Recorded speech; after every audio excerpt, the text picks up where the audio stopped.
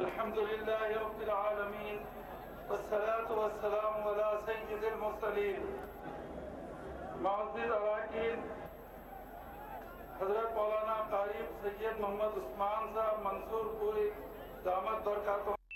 صدر جمعیت علماء ہند و استاد حدیث دارالعلوم دیوبند اور حضرت مولانا سید محمود اسد مدنی صاحب جنرل سیکرٹری جمعیت علماء ہند ایم پی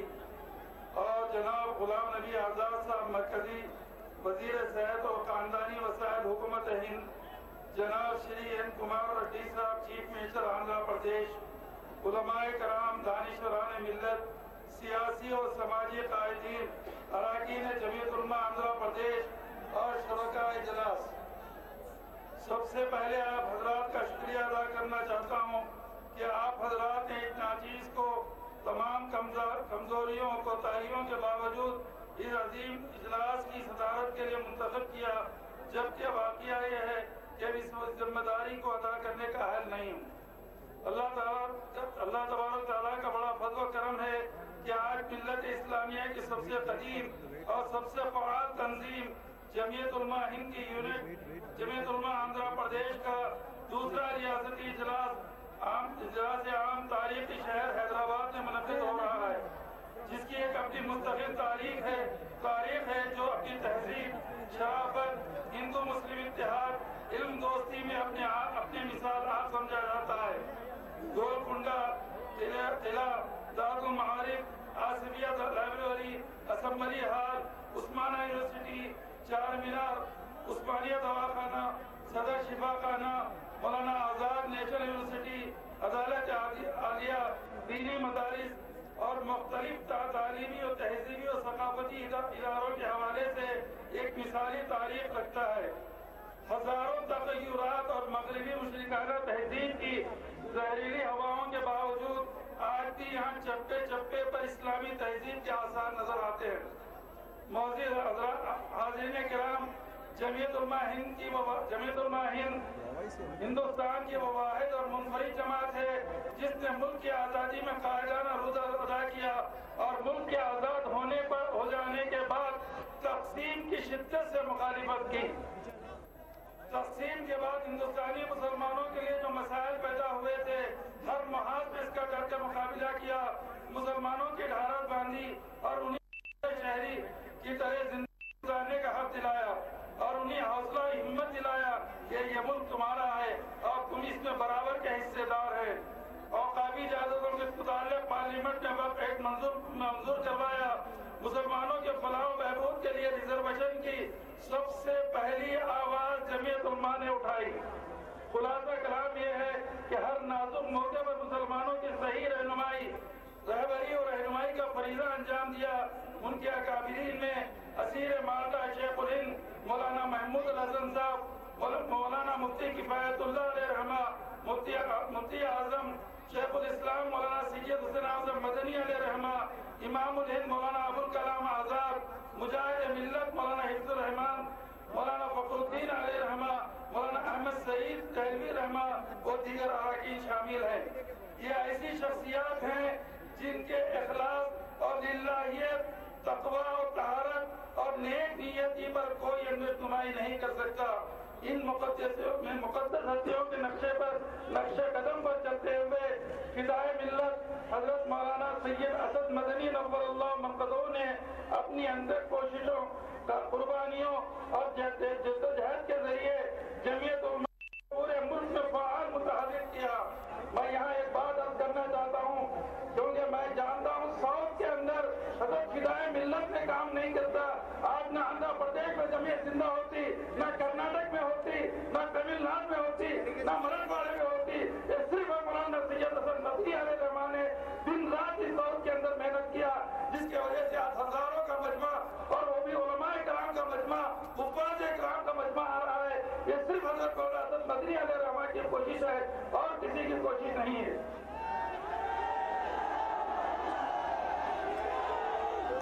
اس وقت یہ عظیم تنظیم نمونۂ اسلام حضرت مولانا قاری سید محمد عثمان منصور پوری رحمت برکاتہم، صدر جمعیت علماء ہند، استاد حدیث دارالعلوم دیوبند کی صدارت،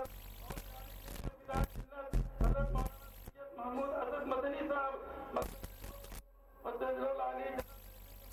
کی قیادت میں فلاح و بہبود کے لیے نمایاں خدمات دے رہی ہے۔ سامعین کرام، ریاست حیدرآباد میں جمعیت علماء کا قیام 1949 میں عمل میں آیا۔ جمعیت علماء آندھرا پردیش اس وقت سے لے کر آج تک ریاست کے مسلمانوں کی صحیح رہنمائی کا فریضہ بخوبی انجام دیتے آ رہی ہے۔ پولیس ایکشن کے بعد ریاست حیدرآباد کے مسلمانوں پہ مصائب و آلام کے جو پہاڑ ٹوٹے ہیں، اس کی دردناک داستان آپ کی روح اور دل کو تڑپا دیتی ہے۔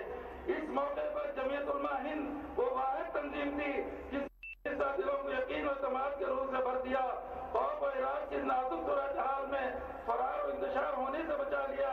جمعیت علماء کے پلیٹ فارم سے غیور نوجوانوں جو مثال کارنامے انجام دیے، تاریخ سے کبھی فراموش نہیں کر سکتی۔ شہر و اضلاع میں مسلمانوں کی جائیداد جو ناجائز قبضہ ہو چکے تھے، اس کو ختم کرانے کے لیے جمعیت علماء کے قائدین نے نمائندگی کی، جس کے وجہ سے لوٹا ہوا سامان تحصیل میں جمع کرنے کی ہدایت دی گئی۔ سینکڑوں مسلمانوں کی جائیدادیں واپس ہوئی، سامان دستیاب ہوا اور ہزاروں مسلمانوں کی ملازمتیں بحال ہوئی۔ محترم حضرات، اس تاریخ کی حقیقت سے واقفیت کے بعد یقیناً آپ کو مسرت محسوس کریں گے۔ ریاست آندھرا پردیش کو یہ اعزاز حاصل ہے کہ یہاں جمعیت علماء ہند کے 3 عظیم الشان اجلاس عام منعقد ہوئے۔ پہلا اجلاس عام کاکیناڈا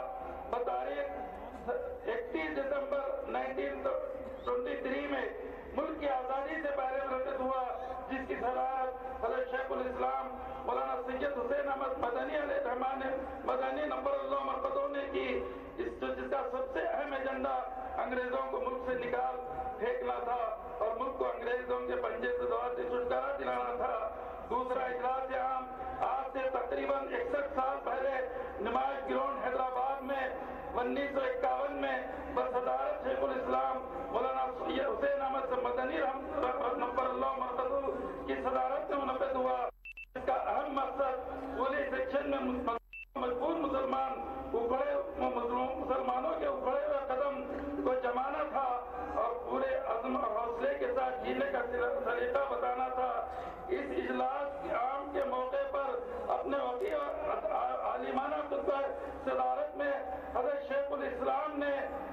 نمائش گراؤنڈ پہ 1951 میں حضرت شیخ الاسلام علیہ الرحمٰن نے جو فرمایا تھا، اس کا چند سطریں میں آپ حضرات کے سامنے پیش کر رہا ہوں۔ حضرت شیخ الاسلام نے ارشاد فرمایا تھا،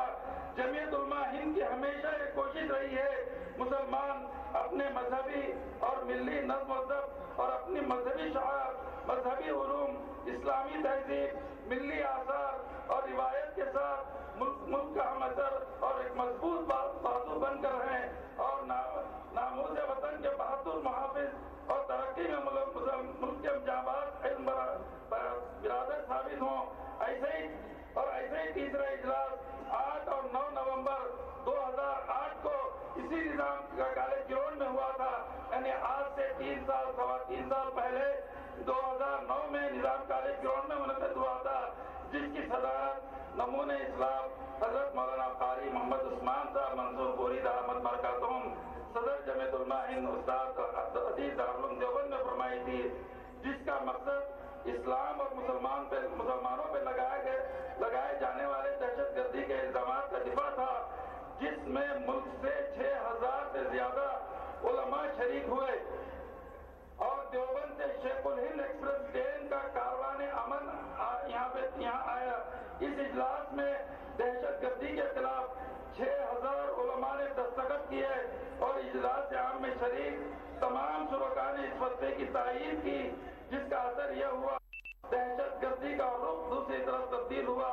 جس کو الیکٹرانک میڈیا اور پرنٹ میڈیا نے نہ صرف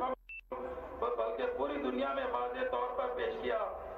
ریاستی جمعیت علماء کا زیر نظام 31 مارچ 2001 میں نمائش گراؤنڈ حیدرآباد میں ریاستی جلسہ منعقد ہوا، جس کی صدارت فدائے ملت حضرت مولانا سید اسد مدنی نفر اللہ مرکزوں نے فرمائی، جس کا مقصد یہ تھا کہ مسلمانوں کے جن حقوق کی پامالی ہو رہی ہے حکومتی سطح پر اس بھی دلایا جائے۔ گجرات کے منظم خونی ڈرامہ مودی حکومت کی سرپرستی میں مسلمانوں کے قتل عام کے بعد ہندو اور مسلمانوں میں میل اور اتحاد پیدا کرنے کے لیے شہر حیدرآباد کے علاوہ اضلاع میں بھی قومی یکجہتی کے جلسے منعقد کیے گئے۔ اس جلسہ 4 اپریل 2002 کو ہاکی گراؤنڈ عیدگاہ بلالی میں اسی گھاٹ حیدرآباد میں یکجہتی کے عنوان پہ ایک عظیم الشان جلسہ منعقد ہوا، جس کی صدارت فدائے ملت حضرت مولانا سید اسد مدنی نور اللہ مدعو نے فرمائی۔ اس عظیم الشان جلسے میں اکابرین اور علماء کے علاوہ جگت گرو شنکر آچاریہ، ڈاکٹر جوزف ڈسوزا، ادھر راج گنگا برن پنڈت کی سرما دلت قائدوں نے شرکت کی۔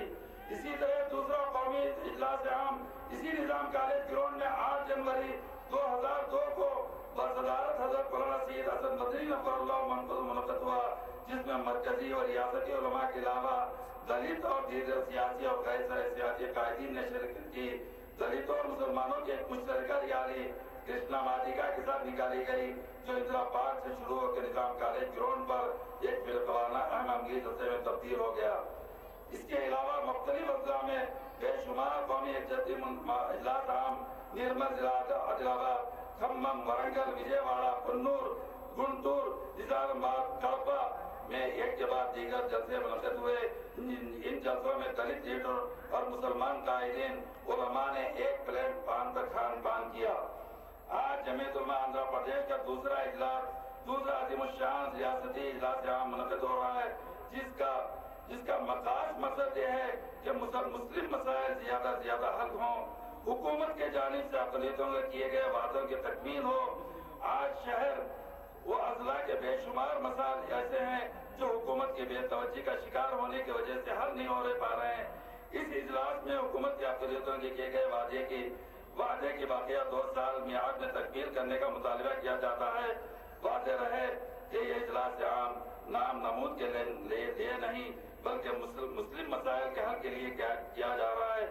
اس لیے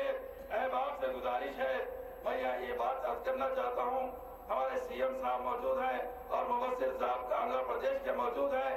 اکثر یہ ہوتا ہے کہ جو شہر میں ہوتا ہے وہ شہر کے مسائل حل کرتے ہیں۔ جمعیت علماء وہ واحد جماعت ہے جو دیہاتوں کے اندر، ولیجزوں کے اندر، منڈلوں کے اندر اور ضلعوں کے اندر کام کرتی ہے۔ وہاں پتہ چلتا ہے کہ مسلمان کتنا پسماندہ ہے اور قوم کتنا پسماندہ ہے۔ ہماری گزارش ہے ان کو، ہمارے چیف منسٹر کو، ان ضلعوں کے اندر، ان منڈلوں کے اندر، ان دیہاتوں کے اندر متحرک لوگ کریں اور ان کو بھی پیکیجز کا اعلان کریں، کیونکہ وہ زیادہ مستحق ہیں اور وہی جو ہے سیکولر پارٹی کو ووٹ دینے والے ہیں، جو کوئی اور دینے والا نہیں ہے۔ لیکن اس طرف حکومت کو چاہیے کہ اس طرف توجہ کرے۔ بڑی خوشی کی بات یہ ہے کہ آج ہمارے درمیان کانگریس کے سینئر قائد جناب غلام نبی آزاد صاحب تشریف فرما ہے۔ اگر یہ کہا جائے بھیجانا ہوگا کہ آندھرا پردیش کے لیے مسلم تحفظات کے ادا کیا۔ سال 2003 اور 2004 میں جب آندھرا پردیش نے فدائے ملت حضرت مولانا سید اسد مدنی علیہ رحمہ کے حکم پہ اور حضرت مولانا سید محمود اسد مدنی سیکرٹری جمعیت علماء ہند کی ہدایت کے مطابق ریزرویشن کی آندھرا پردیش میں تحریک چلائی۔ اس وقت غلام نبی آزاد ریاست آندھرا پردیش کے کانگریس کے مبصر تھے۔ انہوں نے گاندھی بھون میں صدر کانگریس شریمتی سونیا گاندھی جی سے ملاقات کروائی۔ انہوں نے یہ تیقن دیا اگر ریاست میں ان کی پارٹی کی حکومت بنتی ہے ضرور مسلمانوں کو تحفظات دے گی۔ چنانچہ 4 مئی 2004 کو آپ یاد کرنا چاہیے 2/3 میجارٹی سے ہوا۔ یہ جمعیت علماء ہند کا کارنامہ ہے۔ پورے آندھرا پردیش میں ہم نے 7 بار تحریک چلائی، 2003 سے 2004 تک تحریک چلائی، جس نے گجرات حکومت کی تائید کی تھی، چندرا بابو نائیڈو نے گجرات حکومت کی تائید کی تھی۔ اس لیے ہم نے جو ایک تحریک چلائی تھی فدائے ملت کے حکم سے اور محمود بدری صاحب کے ہدایت پہ یہ تحریک چلائی تھی، جس کی وجہ سے کانگریس کو 2/3 میجارٹی ملی تھی۔ اور اس کے بعد میں کرنا چاہتا ہوں کہ تحفظات دیں گے۔ چنانچہ 14 مئی 2004 کو کانگریس نے حلف لینے کے بعد آنجانی چیف ڈاکٹر ویس راج شیکھر ریڈی نے 27 مئی کو جمعیت علماء کے قائدین کے روبرو مسلمانوں کے لیے 5% اعلان کیا۔ میرے بھائی یہ سب سے پہلے اعلان سی ایم صاحب نے یہاں جو कांग्रेस हुकूमत की है वो जमीयत उलमा हिंद के वक्त के सामने ऐलान किया था। इसलिए हम श्रीमती सोनिया गांधी जी और जनाब गुलाम नबी आजाद और आचार्य राजशेखर रेड्डी साहब के भी शुक्रगुजार है कि उन्होंने इसको जस्तजू किया और हमें रिजर्वेशन दिलाया। आज एक बात अर्ज करना चाहता हूँ कि 5% रिजर्वेशन हमें मिला, उसके बाद कोर्ट की वजह से 4% कर दिया गया, लेकिन ये 5 सालों के अंदर तकरीबन 1200 डॉक्टर को जो दाखिला मिला, एक डॉक्टर के लिए 50